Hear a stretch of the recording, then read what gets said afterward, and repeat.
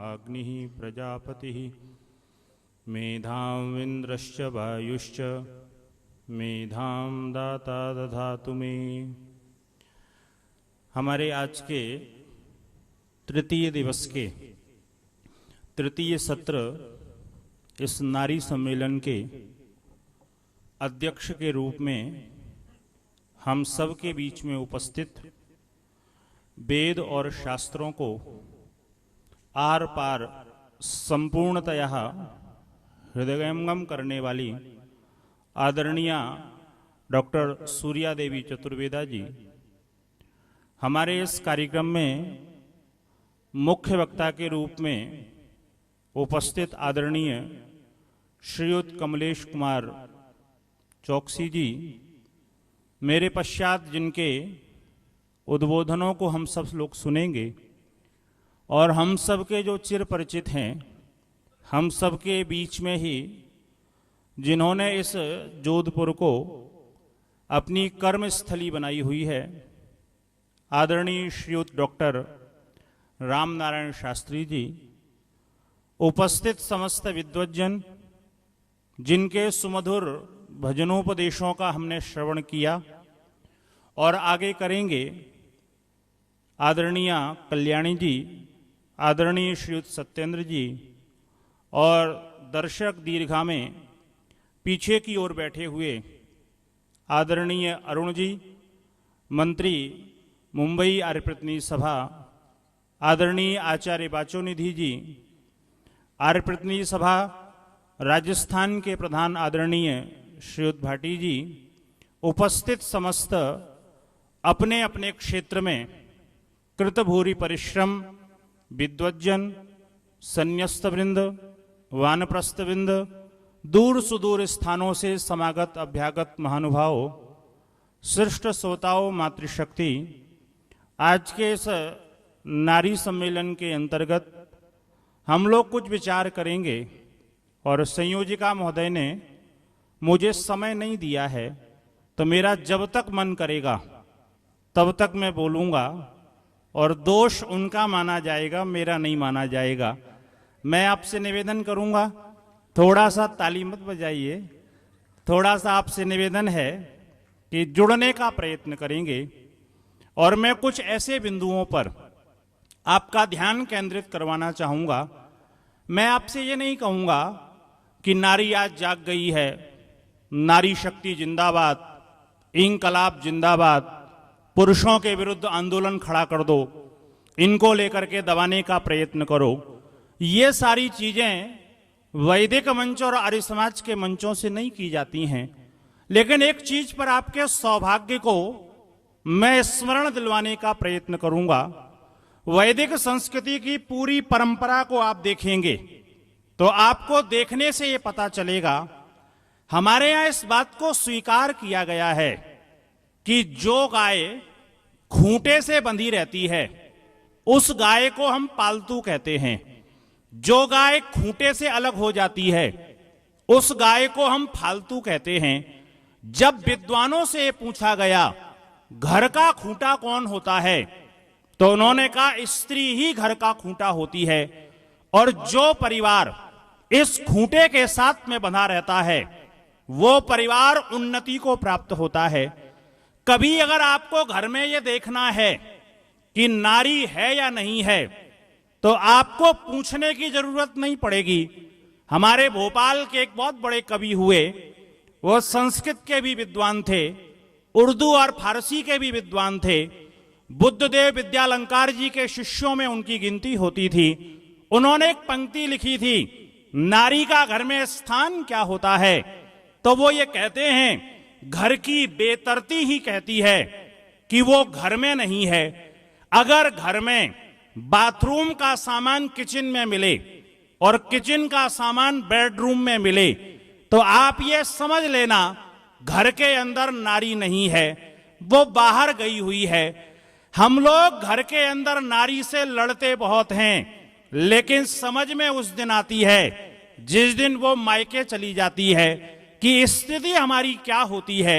मैं निवेदन करूंगा, नारी का महत्व शास्त्रों में कभी कम नहीं रहा। लेकिन मध्यकाल के अंदर एक स्थिति पैदा हो गई।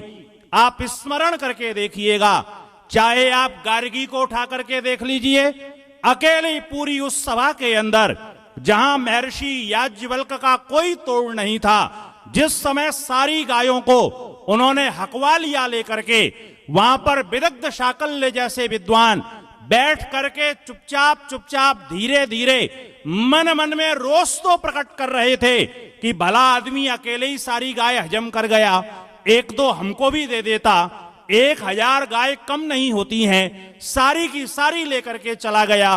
प्रश्न पूछ रहे हैं लेकिन सबका समाधान होता चला जा रहा है। अंत में इस देश की वो महिला जो उत्तर प्रदेश के रामपुर से चल करके मिथिला के अंदर पहुंची हुई है, वो खड़ी होकर के कहती है, सारे विद्वानों से निवेदन है, आपके अंदर तो वो योग्यता भी नहीं है कि इस व्यक्ति से कैसे प्रश्न पूछना चाहिए। इतने हल्के प्रश्नों को पूछोगे तो ये तो 1 मिनट में उड़ा करके फेंक देगा। अब इस व्यक्ति से मैं केवल 3 प्रश्न पूछूंगी, अगर इसका समाधान इसने दे दिया तो इस दुनिया में इसको हराने वाला कोई नहीं है। एक नारी का कितना आत्मविश्वास होगा, आप कल्पना करके देखिएगा।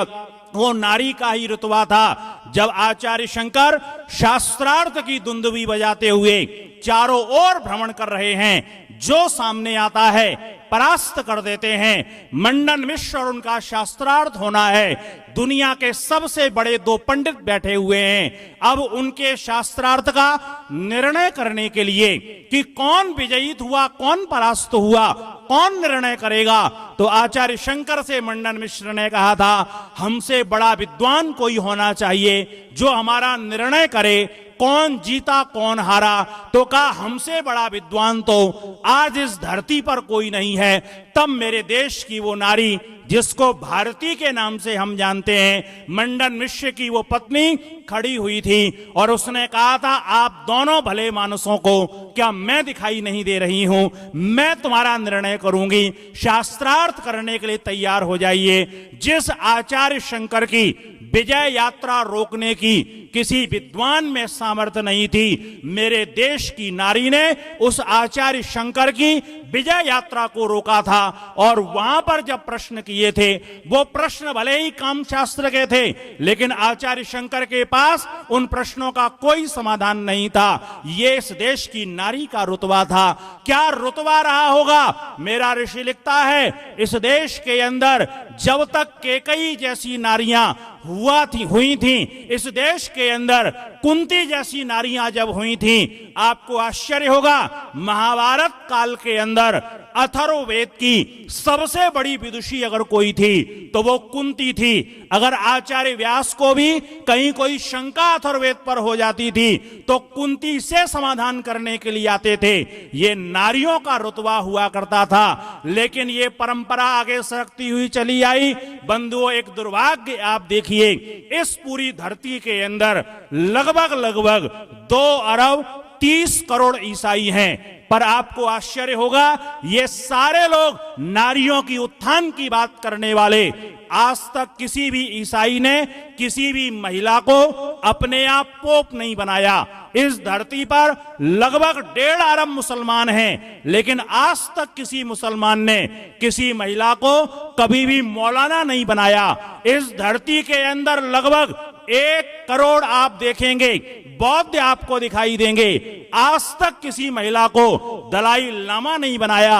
आपको आश्चर्य होगा, इस पूरी धरती के अंदर लगभग आपको 80 करोड़ हिंदू मिलेंगे, लेकिन आज तक किसी ने किसी को कभी भी शंकराचार्य की पदवी नहीं दी। इस धरती के अंदर लगभग 76 लाख आपको यहूदी मिलेंगे, लेकिन आज तक किसी यहूदी ने किसी महिला को रवाइब की पदवी नहीं दी। लेकिन ये ऋषि दयानंद ने आपको सौभाग्य प्रदान किया। ये आर्य समाज की कीर्ति है कि आर्य समाज के अंदर नारियों का वो रुतबा है कि वो वेदों की विदुषी बन रही हैं, प्रकांड विद्वान बन रही हैं, वो गुरुकुलों की आचार्या बन रही हैं, वो बड़े बड़े पदों पर जा रही हैं। शास्त्रार्थों के लिए शंकराचार्य जैसे लोगों को चुनौतियां प्रदान कर रही हैं। मुझे स्मरण हो रहा है, जब गुरुकुल होशंगाबाद के अंदर 2009 के अंदर हमने एक वेद सम्मेलन किया और उसके अंदर भारतवर्ष के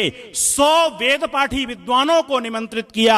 आर्य समाज की ओर से व्याख्यान देने के लिए बड़े बड़े विद्वानों को निमंत्रित किया गया और उसके अंदर डॉक्टर सूर्या जी भी वहां पर पहुंची हुई थी। जब वहां पर वो सारे के सारे वेद पाठी विद्वान बैठे हुए हैं, सब अपने अपने वेदों का पाठ कर रहे हैं, तो स्वामी जी ने मेरे कान में कहा, एक काम करो, इन विद्वानों से कहो गायत्री मंत्र का सस्वर पाठ सुना दें। तो आपको आश्चर्य होगा, आज भी इस देश के अंदर यह स्थिति है। जब मैंने उन विद्वानों से निवेदन किया तो विद्वान बिल्कुल शांत हो गए। मैंने उनकी ओर देखा, मैंने धीरे से एक से कहा, क्या गायत्री मंत्र का पाठ नहीं आता है? तो उनका उत्तर पता है क्या था? वो ये कहते हैं, वो महिला मंच पर बैठी हुई है, हम कैसे गायत्री मंत्र का पाठ कर सकते हैं? मैंने कहा, पागलो, उस महिला को इतने वेद मंत्र याद हैं कि तुम में से एक को भी उतने मंत्र याद नहीं होंगे। तब स्वामी जी ने ये कहा, आप नहीं करते मत करो, हमारे ब्रह्मचारी उसका पाठ करेंगे। ये आर्य समाज ने गौरव प्रदान किया।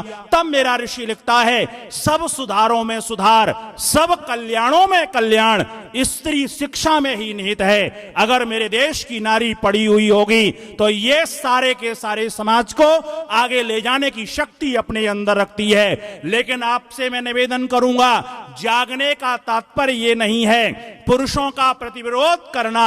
आप स्मरण रखिएगा, कई बार हम ये कहते हैं कि हम जागृत हो गए, हमारे हाथ में तलवार आ गई, अब हमको किसी से डरने की जरूरत नहीं है। आप लड़ाई करोगे तो किससे करोगे?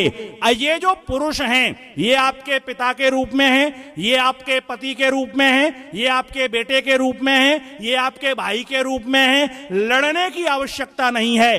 पुरुष अपने कर्तव्यों का पालन करे, स्त्रियां अपने कर्तव्यों का पालन करें, सब कोई अपने अपने कर्तव्यों का पालन करे। स्त्रियों के अधिकारों का हनन पुरुष ना करे और पुरुषों के अधिकारों का हनन स्त्रियां ना करें।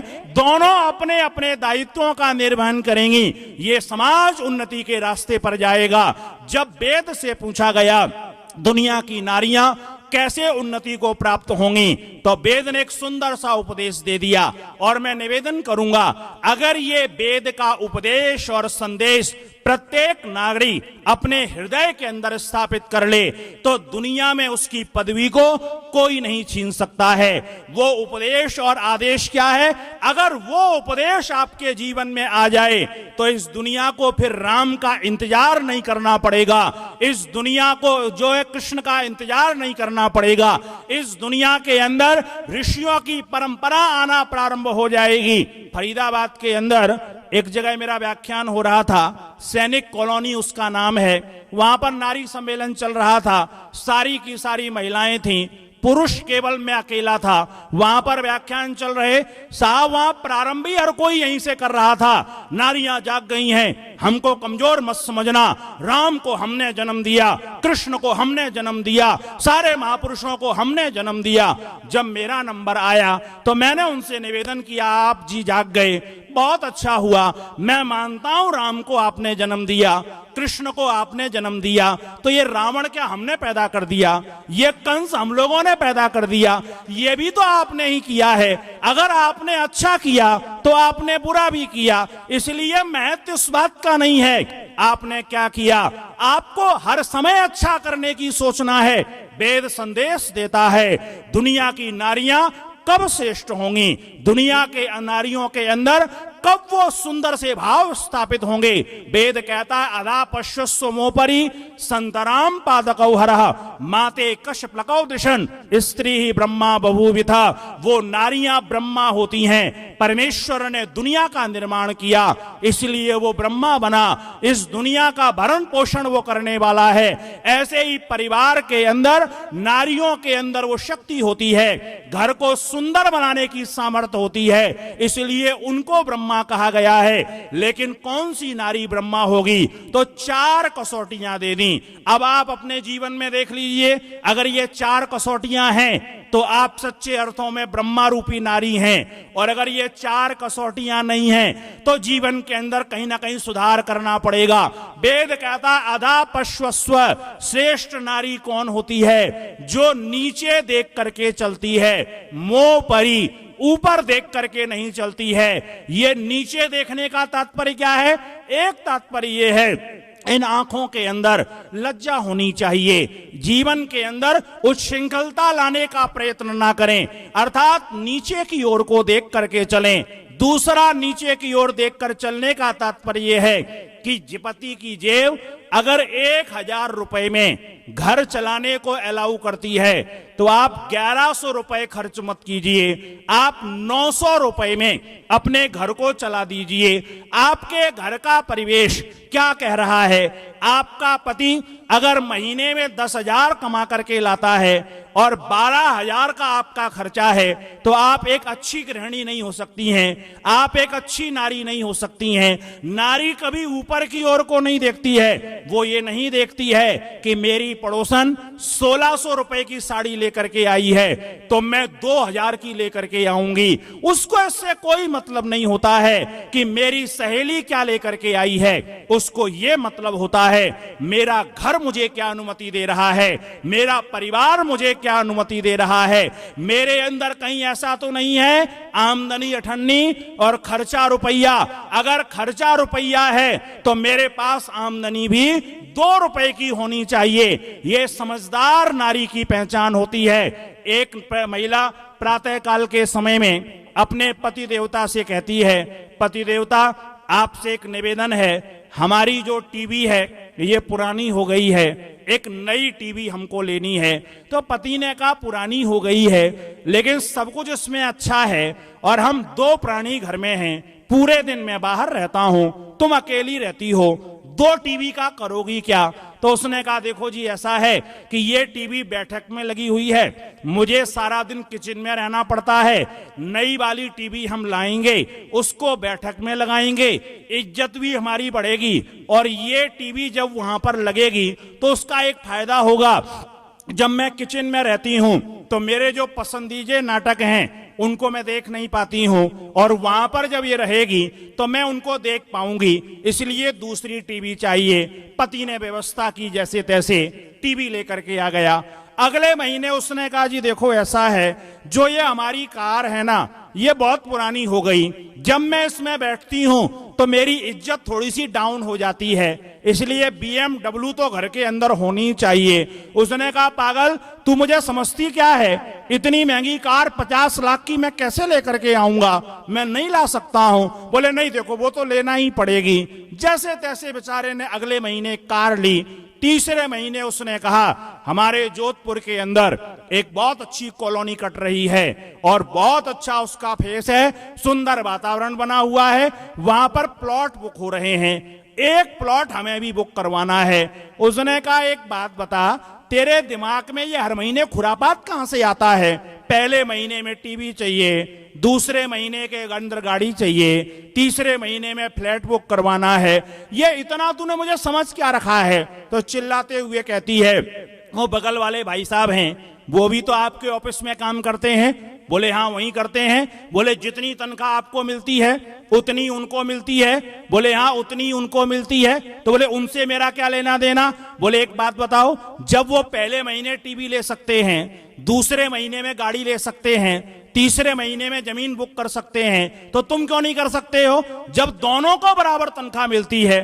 तो उसने कहा अरे इसको जरूरत नहीं थी, इसने तो पड़ोस वाले को देखा इसलिए इसको लेने की बात मन में सूझी। जब शाम को लौट करके आया तो बड़े प्रेम से पत्नी का हाथ पकड़ करके बैठा है और कहता देवी पहले महीने वो वाले भाई साहब ने टीवी ली तो तूने टीवी की डिमांड की, दूसरे महीने में उन्होंने गाड़ी ली तो तूने गाड़ी ली, तीसरे महीने में उन्होंने फ्लैट बुक करवाया तो तूने भी फ्लैट की बात की। मुझे आज पता चला है भाई साहब ने दूसरी नई शादी कर ली है, अब बता तेरा क्या प्लान है, क्या आगे वाला काम मैं ये कर लूं क्या? आप कभी भी नकल मत करना। अधा पश्वस्व, नीचे देख करके, अपने घर के परिवेश को देख करके, वातावरण को देख करके आप कार्य करने का प्रयत्न करना।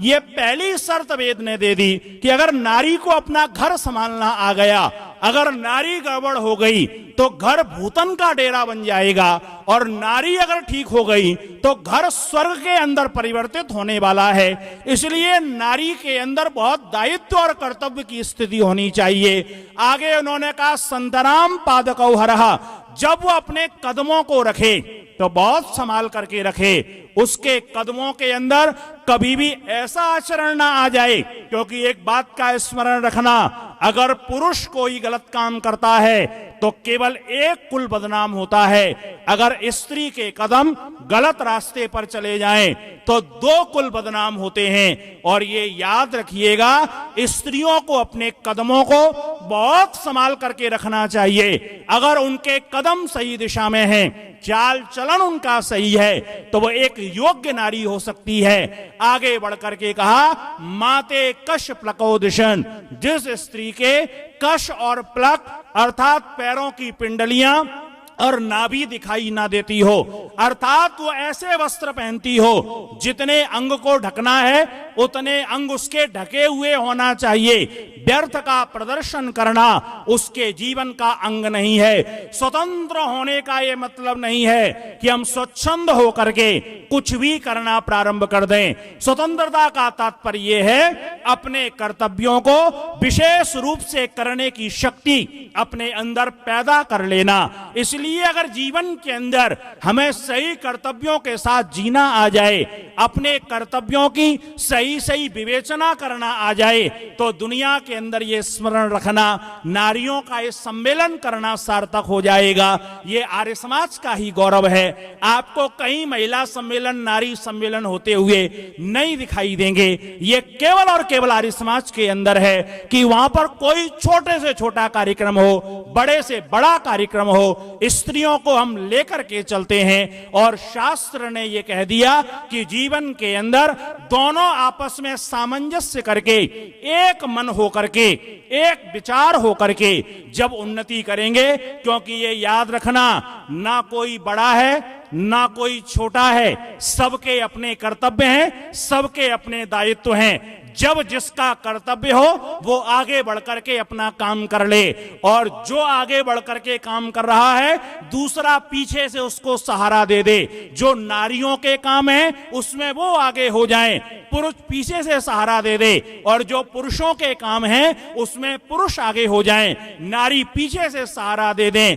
दोनों हाथ बढ़ा करके आगे बढ़ने का प्रयत्न करेंगे तो सबकी उन्नति होगी। इस महिला सम्मेलन के अंदर में मैं आप सबको बधाई दूंगा और ईश्वर से प्रार्थना करूंगा कि आपके मन के अंदर एक सात्विक वातावरण बने और आप अपने आप पर गौरव करने वाली हो और ये दुनिया आपके ऊपर गौरव करने वाली हो। जिन नारियों ने अपनी मर्यादा का ध्यान रखा, आज भी पूरी दुनिया उनको स्मरण करती है। समय आगे मुझे इजाजत नहीं दे रहा है। इन्हीं शब्दों के साथ आप सबका बहुत बहुत धन्यवाद, बहुत बहुत आभार। इतियो।